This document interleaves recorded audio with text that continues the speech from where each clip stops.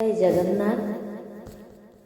ମୁଁ ମୋର ଭାବ ଦୂର ହେବ କିପରି? ପ୍ରତି ମୁହୂର୍ତ୍ତରେ ଆମେ ମୁଁ ଆଉ ମୋର ଏଇ ଜଞ୍ଜିର ଭିତରେ ସବୁବେଳେ ପଡ଼ି ରହିଛେ। ତେବେ ଆମେ ନିଶ୍ଚିନ୍ତ ଭାବରେ ତାକୁ ସରଳ ଭାବରେ ଉପସ୍ଥାପନ କରିବା ଯେ ମୁଁ ମୋର ଏଇ ଭାବକୁ କିପରି ଦୂର କରିପାରିବା। ମୁଁ ହେଉଛି ଶରୀର, ଏ ଶରୀରଟା ହେଉଛି ମୋର। ଏଇ ଧାରଣା ହେଉଛି ଭୁଲ। ଏହି ଭୁଲର ମୂଳ ତ ଆପଣମାନେ ଟିକେ ବିଚାର କରନ୍ତୁ। ଏ ଶରୀର ମିଳିଥିବା ଜିନିଷ ନିଜର ହୋଇନଥାଏ। ନିଜର ଜିନିଷ ସର୍ବଦା ନିଜର ହୋଇକି ରହେ। ଆରମ୍ଭରୁ ଶେଷ ପର୍ଯ୍ୟନ୍ତ ନିଜ ନିକଟରେ ହିଁ ରହେ, କେବେ ବିଯୁକ୍ତ ହୁଏନି। କିନ୍ତୁ ମିଳିଥିବା ଜିନିଷ ସର୍ବଦା ନିଜ ପାଖରେ ରହେନି, ତାହାର ବିୟୋଗ ହୋଇଯାଏ। ପୁଣି ତାହା ନିଜର ହେଲା କିପରି? ସ୍ୱୟଂ ପରମାତ୍ମା ବା ଆତ୍ମା ପୂର୍ବରୁ ମଧ୍ୟ ଥିଲା, ପରେ ମଧ୍ୟ ରହିବ। ଶରୀର କେବଳ ମଝିରେ ମିଳେ। ଶରୀରକୁ ସ୍ୱୟଂ କହିବା ଆମେ କିପରି? ଇଦଂ ଶରୀରଂ କୌନ୍ତେୟ କ୍ଷେତ୍ରମିତ୍ୟଭିଧୀୟତେ ଏତଦ୍ୟୋ ବେତି तं ପ୍ରାହୁ କ୍ଷେତ୍ରଜ୍ଞ ଇତି ତଦ୍ବିଦଃ। ଗୀତାର 13 ଅଧ୍ୟାୟରେ ପ୍ରଥମ ଶ୍ଲୋକରେ ଆମେ ଜାଣିଛେ ଯେ ଇଦଂ ରୂପରେ ସୂଚିତ ଯେଉଁ କରାଯାଉଛି ଶରୀର, ଏହି ଶରୀରକୁ ଆମେ କହୁଛେ କ୍ଷେତ୍ର। ଯେ କ୍ଷେତ୍ରକୁ ଜାଣେ ଜ୍ଞାନୀମାନେ ତାହାକୁ କ୍ଷେତ୍ରଜ୍ଞ ବୋଲି କହନ୍ତି। ଏଣୁ କ୍ଷେତ୍ର ଆଉ କ୍ଷେତ୍ରଜ୍ଞଙ୍କ ଦୁହେଁ ହେଉଛନ୍ତି ପୃଥକ୍। ଧରାଯାଉ ମୁଁ ଏଇ ସମ୍ମୁଖସ୍ଥ ଖୁଣ୍ଟଟିକୁ ଜାଣୁଛି ବା ସାମ୍ନାରେ ଦେଖୁଛି। ଏହି ପରିପ୍ରେକ୍ଷୀରେ ଖୁଣ୍ଟଟି ଜାଣି ହେବାର ବସ୍ତୁ, ମୁଁ ତାର ହେଲା କ'ଣ ନା ଜ୍ଞାତା। ସାଧାରଣ ଯିଏ ଜାଣେ ସେ ଜାଣି ହେଉଥିବା ବସ୍ତୁଠାରୁ ପୃଥକ୍। ଆମେ ଶରୀରକୁ ଜାଣୁଛୁ, ତେଣୁ ଆମେ ଶରୀରଠାରୁ ପୃଥକ୍। ଆମେ କହୁ ଯେ ଏହା ମୋର ପେଟ, ଏହା ମୋର ପାଦ, ଏହା ମୋର ମୁଣ୍ଡ, ଏହା ମୋର ଇନ୍ଦ୍ରିୟ, ଏହା ମୋର ମନ, ଏହା ମୋର ବୁଦ୍ଧି ଇତ୍ୟାଦି ଇତ୍ୟାଦି। ଯାହାକୁ ଏହା ରୂପରେ ଆମେ ସୂଚିତ କଲେ ତାହା ହେଉଛି ମୁଁ ସ୍ୱରୂପ ହୋଇପାରିବ କିପରି? ଅହମ ଅର୍ଥାତ କ'ଣ ନା ମୁଁ ଭାବ। ଏହା ରୂପରେ ଏହା ସୂଚିତ ହେଉଛି। ଯେଉଁ ପ୍ରକାଶରେ ଶରୀର ଅଛି, ମନ ଅଛି, ଇନ୍ଦ୍ରିୟ ଅଛି, ବୁଦ୍ଧି ଅଛି, ସେହି ପ୍ରକାଶରେ ଅହମ ମଧ୍ୟ ପ୍ରତିଭାତ ହେଉଛି। ଯଦି ପ୍ରତିଭାତ ହେଉଛି ତାହା ନିଜର ସ୍ୱରୂପ ହୋଇନି। ମୁଁ ଶରୀର ନୁହେଁ, ଏହି ତଥ୍ୟଟାକୁ ଦୃଢ଼ତାର ସହିତ ସ୍ୱୀକାର କରିନେଇ ମୁଁ କେବେ ଶରୀର ହୋଇନଥିଲି, କେବେ ଶରୀର ହୋଇପାରିବି ନାହିଁ, କେବେ ଶରୀର ହୋଇ ରହିବି ନାହିଁ। ବର୍ତ୍ତମାନ ମଧ୍ୟ ମୁଁ ଶରୀର ନୁହେଁ। ମୁଁ ଶରୀରଠାରୁ ସମ୍ପୂର୍ଣ୍ଣ ପୃଥକ୍। ଏ କଥାର ସତ୍ୟତା କିପରି ଜାଣିବ? ତେବେ ଜାଣିବାର ଗୋଟେ ସୁନ୍ଦର ଉପାୟ ଅଛି। ଯଦି ମୁଁ ଶରୀରଠାରୁ ପୃଥକ୍ ହୋଇନଥାନ୍ତି, ଯଦି ଶରୀର ସହିତ ମୋର ଏକତ୍ୱ ଥାନ୍ତା, ତେବେ ମୃତ୍ୟୁ ପରେ ମଧ୍ୟ ଶରୀର ମୋ ସାଙ୍ଗରେ ଯାଉଥାନ୍ତା। ଶରୀର ସଙ୍ଗରେ ମୁଁ ସବୁଦିନ ପାଇଁ ଏଠାରେ ରହିଥାନ୍ତି। ମାତ୍ର ମୃତ୍ୟୁ ପରେ ଶରୀର ମୋ ସାଙ୍ଗରେ ଯାଏନି କି ମୋ ଶରୀର ସହିତ ସବୁଦିନ ପାଇଁ ରହିନି। ତେବେ ମୋ ଶରୀର ହେବି କେମିତି? ଘର ଭିତରୁ ମୁଁ ବାହାରକୁ ବାହାରିଯାଏ, କିନ୍ତୁ ଘର ମୋ ସାଙ୍ଗରେ ଯାଏନି। ଘରଟି ଯେମିତି ଅଚଳ ଭାବରେ ରହିଥାଏ, କିନ୍ତୁ ମୁଁ ସେଥିରୁ ବାହାରିକି ଯାଏ। ଏଥିରୁ ଆମେ ପ୍ରମାଣ ପାଇଲେ ଯେ ଘର ଆଉ ମୁଁ ଦୁହେଁ ଭିନ୍ନ। ସେହିପରି ଶରୀର ଆଉ ମୁଁ ହେଉଛି ଭିନ୍ନ। ଠିକ୍ ଭାବରେ ଅନୁଭବ କଲେ ଅହଂ ଭାବ ବିଲୁପ୍ତ ହୁଏ। ଇଏ ହେଲା ପ୍ରଥମଟା। ତ ମୁଁ ହେଉଛି ଶରୀର, ଏ ଶରୀରଟା ହେଉଛି ମୋର, ଏ ଶରୀର ମୋ ପାଇଁ ଏପରି ଭାବିବା ହେଉଛି ପ୍ରଥମ ଭୁଲ, ମୁଖ୍ୟ ଭୁଲ। ତାର ମୂଳଦୁଆ ଆମେ ତିଆରି କଲେ। ତ ପ୍ରକୃତରେ ମୁଁ ହେଉଛି ଶରୀର ନୁହେଁ, ଶରୀର ବି ମୋର ନୁହେଁ, ଶରୀର ମୋ ପାଇଁ ମଧ୍ୟ ନୁହେଁ। ଯଦି ଶରୀର ମୋ ପାଇଁ ନୁହେଁ ତାହେଲେ କିପରି ଜାଣିବ? ଉପାୟ ହେଲା ମୁଁ ନିତ୍ୟ ନିରନ୍ତର ରହେ, କିନ୍ତୁ ଶରୀର ବଦଳିଯାଏ। ଏହି ଶରୀର ଅନୁକ୍ଷଣ ମୋ ଠାରୁ ବିଯୁକ୍ତ ହେଉଛି ପ୍ରତି ସମୟରେ। ଏପରି କୌଣସି ମୁହୂର୍ତ୍ତ ନାହିଁ ଯେତେବେଳେ କି ଶରୀର ମୋ ଠାରୁ ବିଯୁକ୍ତ ନ ହେଉଛି। ମନୁଷ୍ୟ ଭାବେ ଯେ ଶରୀର ମରିଗଲା ପରେ ଯାଇକି ବିଯୁକ୍ତ ହୁଏ। ତେଣୁ ଜନ୍ମଠାରୁ ମୃତ୍ୟୁ ପର୍ଯ୍ୟନ୍ତ ଶରୀର ତା ନିଜର। କେବଳ ସ୍ଥୂଳ ଦୃଷ୍ଟିରୁ ସେ ଏପରି ଭାବୁଥାଏ, କିନ୍ତୁ ସୂକ୍ଷ୍ମ ଦୃଷ୍ଟିରେ ଦେଖିଲେ ଶରୀର ପ୍ରତିକ୍ଷଣ ମରୁଥାଏ। ଧରାଯାଉ ଜଣଙ୍କର ଆୟୁ ହେଉଛି 100 ବର୍ଷ। ଯଦି ସେ ବର୍ଷକର ହୋଇଥାଏ, ତେବେ ତାର ଆଉ 100 ବର୍ଷ ରହିଲା କି? ତାର ଆୟୁ ଆଉ 99 ବର୍ଷ ଅଛି। ସାଧାରଣତଃ ଶିଶୁ ବଡ଼ ହେଉଛି ବୋଲି ସମସ୍ତଙ୍କର ଧାରଣା ହୁଏ, କିନ୍ତୁ ଏହା ତ ଧାରଣା ଭୁଲ ନା। ଶିଶୁଟା ବରଂ ଛୋଟ ହୋଇଯାଉଛି, ଆମେ ମଧ୍ୟ ଭାବୁ ଆମେ ବଡ଼ ହେଉଛୁ, ଆମେ ବଞ୍ଚି ରହିଛୁ। ଏହା ହେଉଛି ସମ୍ପୂର୍ଣ୍ଣ ଭୁଲ। ସତ କଥାଟି କ'ଣ ଜାଣନ୍ତି? ଆମେ କ୍ଷଣକୁ କ୍ଷଣ ମରୁଛୁ। ମୃତ୍ୟୁ ପରେ ଶରୀର ଠାରୁ ବିୟୋଗ ହୋଇଯାଉ ବୋଲି ଆମେ ଯାହା ମାନୁଛୁ ତାହା ପ୍ରକୃତରେ ପ୍ରତିକ୍ଷଣ ହେଉଛି। ଯାହା ପ୍ରତିକ୍ଷଣ ବିଯୁକ୍ତ ହେଉଛି ତାହା ମୋହ ପାଇଁ ହୋଇପାରିବ କିପରି? ଏହା ଯଦି ବିଚାର କରିବା, ଶରୀର ମୋର କି? ନା, ଏହା ମଧ୍ୟ ମୋର ନୁହେଁ। କାରଣ ଶରୀର ଯଦି ମୋର ହୋଇଥାନ୍ତା ଏହା ଉପରେ ତ ମୋର ଆଧିପତ୍ୟ ଥାନ୍ତା ନା। ମୁଁ ତ ଏହାକୁ ରୋଗଗ୍ରସ୍ତ କରିପାରନ୍ତି, ଦୁର୍ବଳ ହେବାକୁ ଜମା ଦିଅନ୍ତିନି, ତେଣୁ ମରିବାକୁ ତ ଆଦୌ ଦିଅନ୍ତିନି। କିନ୍ତୁ ଏହା ତ ଅସମ୍ଭବ। ଯଦି ଏହା ଉପରେ ମୋର ଆଧିପତ୍ୟ ନାହିଁ ତେବେ ଏହା ମୋର ହେଲା କିପରି?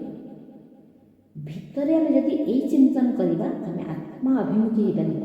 ଏଇ ଶରୀର ମୋ ମଧ୍ୟ ନୁହେଁ, କାରଣ ବାଲ୍ୟାବସ୍ଥାରେ ମୁଁ ଯିଏ ଥିଲି ଏବେ ମଧ୍ୟ ସିଏ ଅଛି। ମୋର ସତ୍ତା ନିରନ୍ତର ପୂର୍ବ ଭଳି ଅନୁଭୂତ ହେଉଛି, କିନ୍ତୁ ଶରୀର ନିରନ୍ତର ପରିବର୍ତ୍ତିତ ହେଉଛି।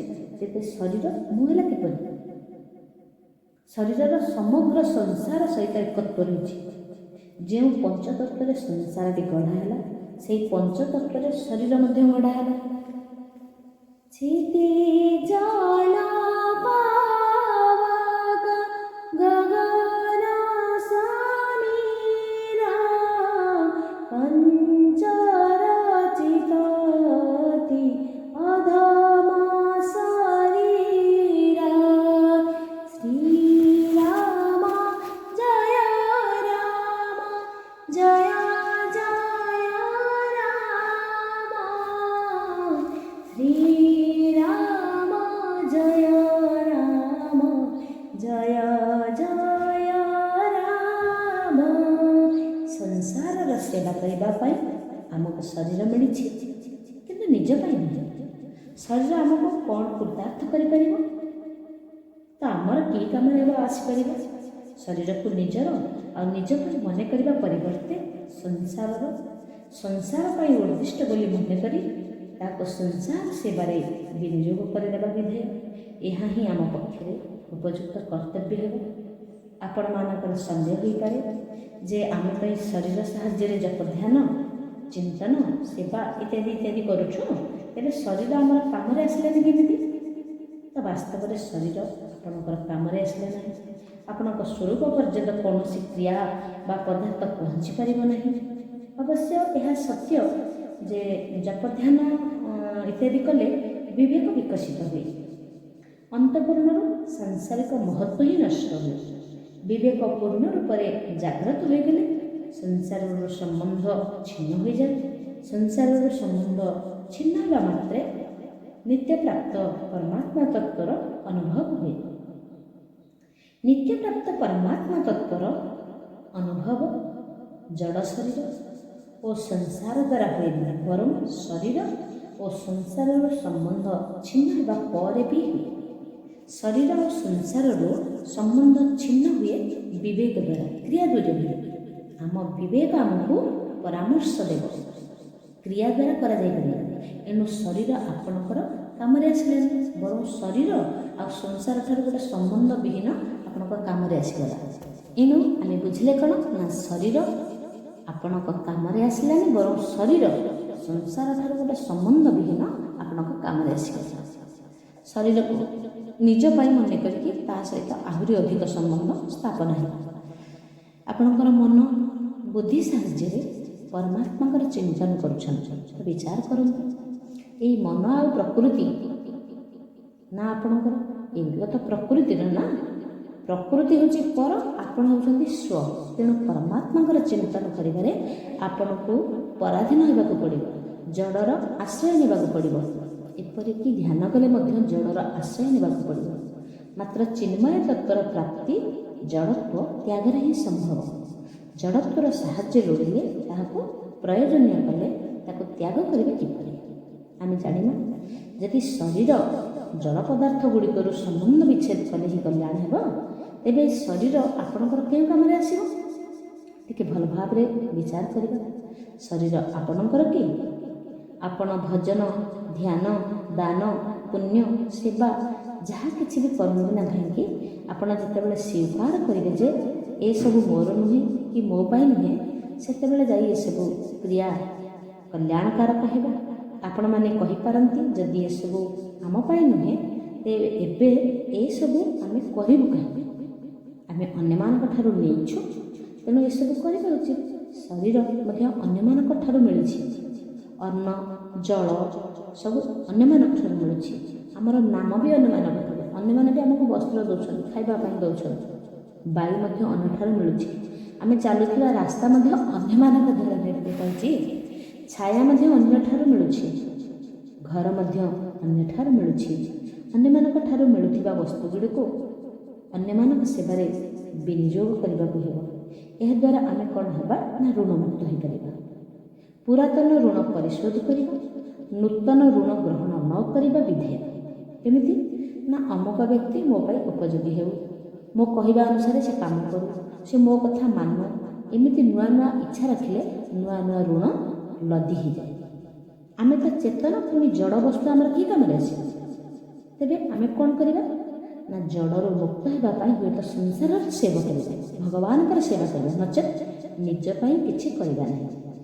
ଗୀତାରେ ତେଣୁ କୁହାଗଲା 17 ଅଧ୍ୟାୟରେ ଦାତବ୍ୟମିତି ୟଦ୍ଦାନଂ ଦୀୟତେନୋପକାରିଣୀ ଦେଶକାଳେ ଚ ପାତ୍ରେ ଚ ତଦ୍ଦାନଂ ସାତ୍ୱିକଂ ସ୍ମୃତଂ।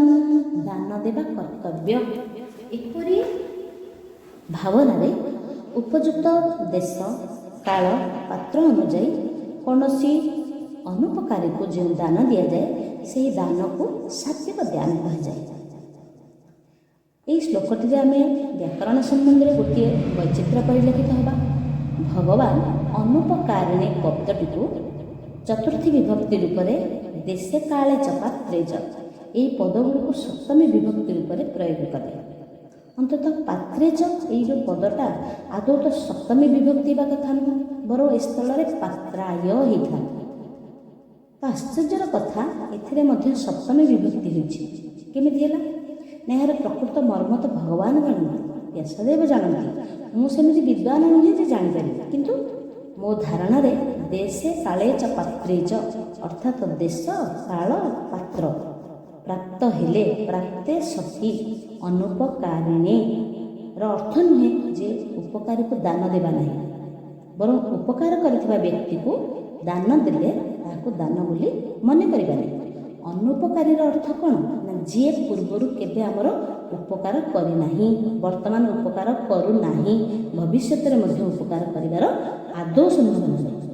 ଏପରି ଅନୁପକାରୀକୁ ଦାନ ଦେବା ହେଉଛି ସାତ୍ୱିକ ଦାନ।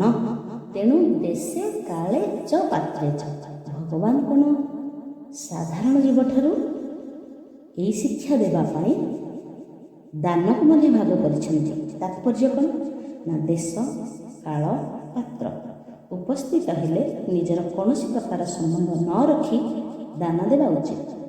ଯଦି ଉପକାରୀକୁ ଦାନ ଦିଆଯାଏ ତେବେ ଦାନ ସହିତ ସମ୍ବନ୍ଧ ହୋଇଯିବାରୁ ସେହି ଦାନ ରାଜସ ଦାନ ହୋଇଯିବ। ୟତୁ ପ୍ରତ୍ୟୁପକାରାର୍ଥଂ ତଦ୍ଦାନଂ ରାଜସଂ ସ୍ମୃତ। ସେହି 17 ଅଧ୍ୟାୟରେ 21 ଶ୍ଲୋକରେ ମଧ୍ୟ କହିଲେ। କାହିଁକି ନା କାରଣ ଅନୁରାଗ ବା ସମ୍ବନ୍ଧ ହେବା ହେଉଛି ରଜଗୁଣର ସ୍ୱରୂପ। ରଜ ରାଗାତ୍ମକଂ ବିଦ୍ଧି। ଦାନ ସହିତ ସମ୍ବନ୍ଧ ନ ରହିଲେ ସାତ୍ୱିକ ଦାନ। ବାସ୍ତବରେ ଦାନ ପଦବାଚ୍ୟ ନ ହୋଇ ବରଂ ତ୍ୟାଗ ନାମରେ ଅଭିହିତ ହେବ। ଯେପରି ଦାନ ସହିତ ଆମର ସମ୍ବନ୍ଧ ନ ରହିବା ଉଚିତ, ସେପରି ଜପ ଧ୍ୟାନ ସେବା ଏହି ସହିତ ମଧ୍ୟ ସମ୍ବନ୍ଧ ନ ରହିବା ଉଚିତ। କାହାର ସେବା କରିକି ଯଦି ଆମେ ବଡ଼ କାମ କଲେ ବୋଲି ଭାବୁଛେ ତେବେ ଆମର ଭୁଲ ହେଇଗଲା। କାରଣ କ'ଣ ନା ଆମ ପାଖରେ ଯାହା ବି ଅଛି ତାହା ଉପରେ ତ ସେଇ ବ୍ୟକ୍ତିର ଅଧିକାର ରହିଛି ନା। ଆମ ନିକଟରେ ଥିବା ଶକ୍ତି ସମଷ୍ଟିର ଅଟେ। ସମଷ୍ଟିରୁ ଭିନ୍ନ କୌଣସି ଶକ୍ତି ଆମ ନିକଟରେ ଅଛି କି? ବିଦ୍ୟା ବୁଦ୍ଧି ଯୋଗ୍ୟତା ଅବସ୍ଥା ପ୍ରଭୃତି ଯାହା ବି ଆମକୁ ମିଳୁଛି ସବୁକିଛି ସମଷ୍ଟିର ଦାନ। ସମଷ୍ଟିର ଜିନିଷ ଗୁଡ଼ିକୁ ସମଷ୍ଟି ସେବାରେ ଆମେ ବିନିଯୋଗ କଲେ ଆମେ କ'ଣ ବା ଉପକାର କରି ପକାଇଲେ? ଏପରି କରିବା ବରଂ ଆମର ସଚୋଟତା ସେହି ବସ୍ତୁ ଗୁଡ଼ିକ ସହିତ ସମ୍ବନ୍ଧ ସ୍ଥାପନ କଲେ ମୁଁ ଭାବଜାତ ହୁଏ, ମୁଁ ଭାବରୁ ମୋର ଭାବଜାତ ହୁଏ, ପରେ ପରେ ଏଗୁଡ଼ିକ ମୋ ପାଇଁ ବୋଲି ମନେ ହୁଏ। ଏହା ମୋ ନୁହେଁ କି ଏହା ମୋର ନୁହେଁ, ଏହା କଦାପି ମୁଁ ହୋଇପାରିବିନି, ମୁଁ କଦାପି ଏହା ବି ହୋଇପାରିବିନି। ଶରୀର ମନ ବୁଦ୍ଧି ପ୍ରାଣ ଏସବୁ ସବୁକିଛି ଏହା ଅଟେ। ଏପରିକି ମୋ ଭାବ ମଧ୍ୟ ଏହା ଅଟେ। ତେବେ ଏଗୁଡ଼ିକ ଆମର ସ୍ୱରୂପ ହେବେ କିପରି?